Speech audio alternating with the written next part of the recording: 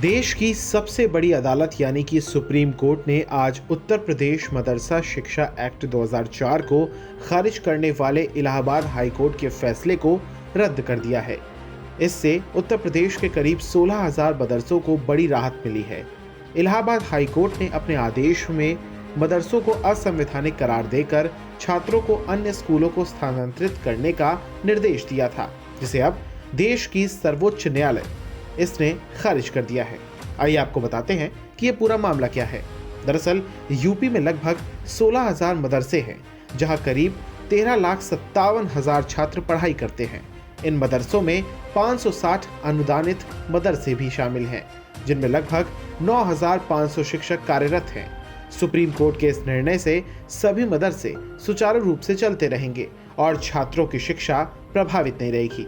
आइए आपको बताते हैं कि आखिर यूपी मदरसा एक्ट 2004 क्या है। साल 2004 में उत्तर प्रदेश सरकार ने यूपी मदरसा एक्ट लागू किया था। इस एक्ट का उद्देश्य राज्य में चल रहे मदरसों की शिक्षा को व्यवस्थित करना और प्रबंधन के लिए नियम कानून स्थापित करना था। इस कानून के तहत मदरसों में अरबी, उर्दू, फारसी, इस्लामिक स्टडीज, तिब्ब यानी कि पारंपरिक चिकित्सा और अन्य धार्मिक शिक्षा दी जाती है। साथ ही इसमें आधुनिक शिक्षा को भी पाठ्यक्रम का हिस्सा बनाया गया है, ताकि छात्र धार्मिक ज्ञान के साथ साथ आधुनिक शिक्षा भी प्राप्त कर सकें। तो अब सुप्रीम कोर्ट के फैसले के बाद आखिर क्या कुछ होगा?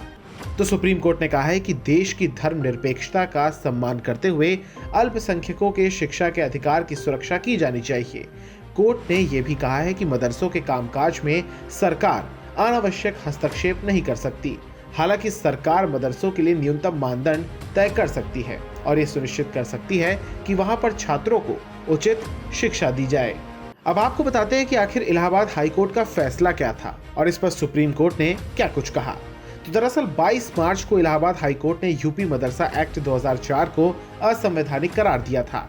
हाई कोर्ट ने इसे धर्मनिरपेक्षता का उल्लंघन मानते हुए मदरसों में पढ़ने वाले बच्चों को अन्य स्कूलों में स्थानांतरित करने का निर्देश दिया था। इसके बाद सुप्रीम कोर्ट ने 5 अप्रैल को हाई कोर्ट के आदेश पर अंतरिम रोक लगा दी थी।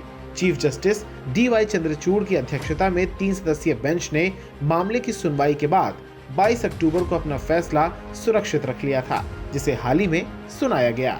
बहरहाल सुप्रीम कोर्ट के इस फैसले से उत्तर प्रदेश के हजारों मदरसों के लाखों छात्रों को राहत जरूर मिली है। मदरसे अब शिक्षा के मौजूदा ढांचे के अनुसार ही चलते रहेंगे और राज्य की योगी आदित्यनाथ सरकार की मदद से बच्चों को आधुनिक शिक्षा के साथ साथ मजहबी शिक्षा का भी लाभ मिलता रहेगा।